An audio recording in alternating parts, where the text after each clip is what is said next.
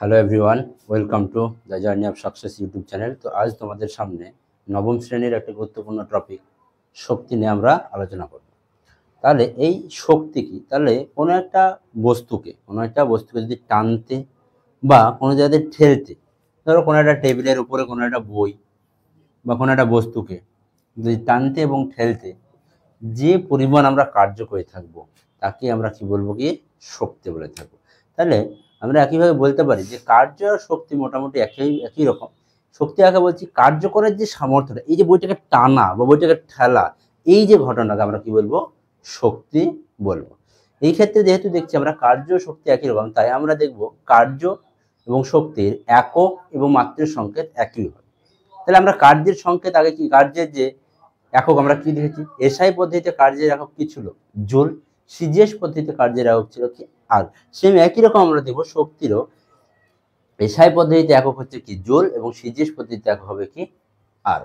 এবং কার্য এবং শক্তির মাত্রার সংকেত একই হয়। তাহলে দেখো কি বললাম আমরা, তাহলে কোনো একটা বস্তুকে টানতে বা ঠেলতে যে পরিমাণ, কোনো একটা বস্তুকে টানতে বা ঠেলতে যে পরিমাণ কার্য করার সামর্থ্য তাকে আমরা কি বলবো, শক্তি বলবো। আর এই এক স্থান থেকে আরেক স্থানে নিয়ে যাওয়া, যখন বস্তুর স্মরণ ঘটে থাকে তখন তাকে আমরা কি বলে থাকবো, কি যে না তার কার্য সম্পূর্ণ হয়েছে। দেখো এবার তাহলে কি বললাম, তাহলে শক্তি কাকে বললাম, যে কার্য করার সামর্থ্যকে আমরা কি বলবো, কার্য করার সামর্থ্যকে শক্তি বলে, আর এই শক্তির একক কি হবে, তাহলে একক এসআই পদ্ধতিতে হচ্ছে কি, জুল। সিজিএস পদ্ধতিতে আর্গ। মাত্রীয় সংকেত কি হবে, ml2t⁻²। এরা হলো কি আমাদের শক্তির মাত্রার সংকেত এবং কি কার্যের মাত্রার সংকেত। তাহলে আমরা দুটো জিনিসই বলতে পারি যে কার্য এবং শক্তি উভয়ের একক এবং মাত্রার সংকেত একই জিনিস। এবার আমরা দেখব এই যে শক্তির যে প্রকারভেদগুলি আছে, শক্তির প্রকারভেদ। তাহলে কি দেখবো এবার, শক্তির প্রকারভেদ। তাহলে শক্তিকে কয় ভাগে ভাগ করা হয়েছে, তাহলে শক্তিকে 8 ভাগে ভাগ করা হয়েছে। কয় ভাগে? 8 ভাগে ভাগ করা হয়েছে। কি কি সেগুলো?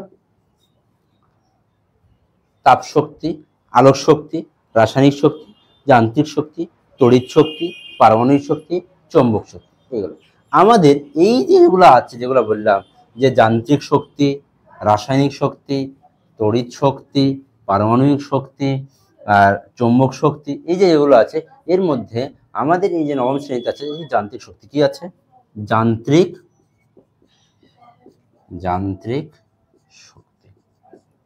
তাহলে প্রথমে আমরা দেখবো এই যে যান্ত্রিক শক্তি কাকে বলে। কোন একটা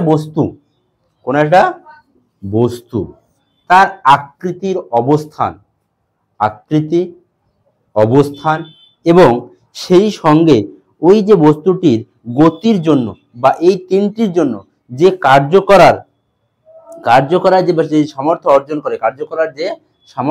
করে তাকে আমরা কি বলবো, যান্ত্রিক শক্তি। এই যান্ত্রিক শক্তিকে আবার দুই ভাগে ভাগ করা হয়। কয় ভাগ করা হয় বললাম? 2 ভাগে। কি কি? এক হচ্ছে কি গতি শক্তি, 2 হচ্ছে কি স্থিতি শক্তি। কি বললাম তাহলে, যে যান্ত্রিক শক্তিকে কয় ভাগ করা হয়েছে? 2 ভাগে, গতি শক্তি এবং কি স্থিতি শক্তি। গতি শক্তি কি? যে শক্তির প্রভাবে কোনো বস্তু তার গতির যে অবস্থান সেইটা রাখতে পারবে তাকে আমরা কি বলবো, গতি শক্তি। আর স্থিতি শক্তি, যে না কোনো বস্তু যে তার অভ্যন্তরীণ যে শক্তিটা থাকবে সেই শক্তিটা বজায় থাকে তাকে আমরা বলবো কি, তার স্থিতি শক্তি। এই যে কোনো বস্তুর আমরা যে শক্তির কথা বলছি, এই যে শক্তি যদি আমরা পরিমাপ করতে হয়, তাহলে কোনো একটা বস্তু সে সজীব হোক বা নির্জীব হোক, যাই হোক, তার মধ্যে যে পরিমাণ শক্তি আছে সেটা কখনোই মেজারমেন্ট করা সম্ভব নয়। তাদের মধ্যে কোনটা মেজারমেন্ট করতে, কি পরিমাণ কার্য সম্পাদন করা হয়েছে সেই হিসাবে তা আমরা কি করতে পারবো, সেটা নির্ণয় করতে পারবো। তাহলে শক্তি আমরা যে পরিমাণ কার্য করছে সেই কার্যের মাধ্যমে আমরা নির্ণয় করতে পারবো, কিন্তু আমরা সরাসরি কোনো বস্তুর মধ্যে অন্তর্নিহিত শক্তিকে আমরা কোনো সময় পরিমাপ করতে পারবো না। আর একটা কথা হচ্ছে কি, এই যে আমাদের মহাবিশ্বে মোট শক্তির পরিমাণ আমাদের কি বললাম, এই যে টোটাল যে মহাবিশ্ব আছে, এই মহাবিশ্বে শক্তির পরিমাণ হচ্ছে নির্দিষ্ট, শক্তির পরিমাণ নির্দিষ্ট, নির্দিষ্ট মহাবিশ্বে শক্তির পরিমাণ হচ্ছে কি নির্দিষ্ট। তাহলে এতদূর ক্লিয়ার আশা করছি। এরপরে আমরা দেখব কি যে এই যে গতিশক্তি যেটা আছে, এই গতিশক্তির গাণিতিক রূপ আমরা কি লিখি যে ই সমান সমান হাফ এম ভি স্কোয়ার। এই ই সমান সমান হাফ এম ভি স্কোয়ার যেটা পাচ্ছি, সেইটা আমরা কিভাবে প্রতিষ্ঠিত হয় আমরা সেটা দেখব। আর স্থিতিশক্তিকে আমরা দ্বারা লিখি কি দ্বারা লিখি এম জি এইচ। তাহলে এবার আমরা কি দেখব যে ই সমান সমান হাফ এম ভি স্কোয়ার কিভাবে প্রতিষ্ঠিত হয়েছে। চলো দেখো, যেখানে আমরা জানি কি এম হচ্ছে কি কোনো একটা বস্তুর ভর, এম হচ্ছে কোনো একটা বস্তুর ভর। তাহলে বল যদি আমরা কোনো বস্তুর উপর প্রয়োগ করি, কোনো গতিশীল বস্তুর উপর যদি কোনো বল একটা প্রয়োগ করা হলো, তাহলে ধরো কোনো একটা বস্তুর ভর, বস্তুর এম ভরের কোনো একটা বস্তুর ভর, এম ভরের বস্তুর উপর এফ বল প্রয়োগ করা হয়েছে, এফ বল প্রয়োগ করা হয়েছে। কোন একটা বস্তু তার হচ্ছে গতিশীল বস্তু ছিল, গতিশীল বস্তু এম ভরের যার ভর ছিল কি এম, বল প্রয়োগ করা হয়েছে কে। তাহলে বল প্রয়োগ করার পরে বস্তুর কি হবে, গতিশীল বস্তুর উপর যদি বল প্রয়োগ করা হয় বা বাধা সৃষ্টি করা হয়, তাহলে বস্তুর আস্তে আস্তে থামবে।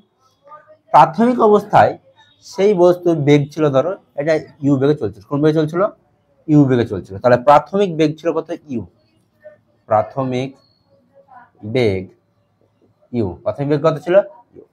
এই বস্তুর উপর বল প্রয়োগের পরে বস্তুটি এস দূরত্ব গিয়েছে, এস দূরত্ব গিয়েছে। তাহলে যে বস্তুটার ঘনবাস্তবটা এম বস্তুটা গতিশীল বস্তু ছিল, তাকে থামানোর জন্য একটা এফ মানের বল প্রয়োগ করা হয়েছে। তারপরে সে কত দূর গেছে, ধরো এই স্থানে থামা দেওয়া আছে, এখানে বল প্রয়োগ করা হয়েছে, সে এতটা রাস্তা গেছে, এটা হলো কি এস, এটা হলো কি এস। তাহলে আমরা কি বলতে পারি কার্যের পরিমাণ কত, এখানে কার্যের পরিমাণ আমরা কি বলতে পারি এফ এস, কার্যের পরিমাণ আমরা কি বলতে পারি এফ এস। তাহলে এইখান থেকে যদি আমরা দেখি, যদি আমরা কোনো বস্তু এখানে বল প্রয়োগ করা হয়েছে, বস্তুটা কি আস্তে আস্তে বেগ কমেছে, তাহলে এক্ষেত্রে মন্দন সৃষ্টি হয়েছে, কি সৃষ্টি হয়েছে মন্দন। তাহলে এক্ষেত্রে মন্দনের মান কত হবে, মন্দন এ সমান সমান আমরা কি বলতে পারবো এফ বাই এম।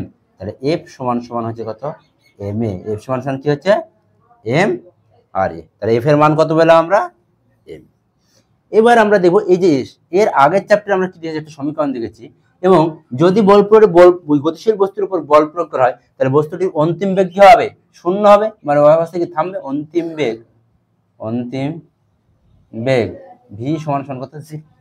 আমরা একটা সমীকরণ দেখেছিলাম কি যে ইউ স্কোয়ার সমান সমান ভি স্কোয়ার মাইনাস 2as। তাহলে এখানে ভি এর মান কত পেয়েছি, জিরো পেয়েছি, তাহলে ইউ স্কোয়ার সমান সমান কত 2as। তাহলে এখান থেকে যদি আমরা এস এর মান বের করি, তাহলে বা V U square by 2a সমান সমান কত এস লিখতে পারি। তাহলে এস এর মান কত পেলাম আমরা, এস এর মান কত পেলাম you square by 2a, F এর মান কত পেয়েছি আমরা এম এ। তাহলে বস্তুর ওপর যে কার্য হচ্ছে বা তাহলে বা যে শক্তির কথা বলছি কি পরিমাণ শক্তি, তাহলে আমরা এখানে কি করতে পারবো দেখো, যদি আমরা মান বসাই যে ই সমান সমান এফ এস আছে, তাহলে এফ এর মান কত পেয়েছি আমরা এম এ, ইন্টু এস এর মান কত পেয়েছি আমরা ইউ স্কোয়ার বাই 2a। তাহলে যদি আমরা এ বাদ গেল, তাহলে কি পড়ে থাকলো, হাফকে যদি আলাদাভাবে লিখি তাহলে M square N U square. এই যে এইটাই যেটা পেলাম সেটা হচ্ছে কি যে বস্তুর কোনো বস্তুর একটা কি গতিশক্তি, কোনো বস্তুর কি গতি শক্তি আমরা পেলাম।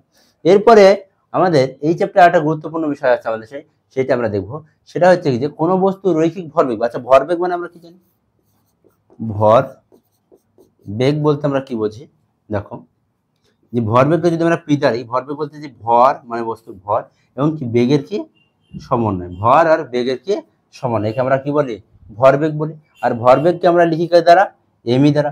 তাহলে এই ক্ষেত্রে এখান থেকে প্রশ্ন আসে একটা, কোনো একটা এম ভরের ওপর, কোনো একটা এম ভরের বস্তুর ওপর বা বস্তু ই গতিশক্তি হলে দেখাও যে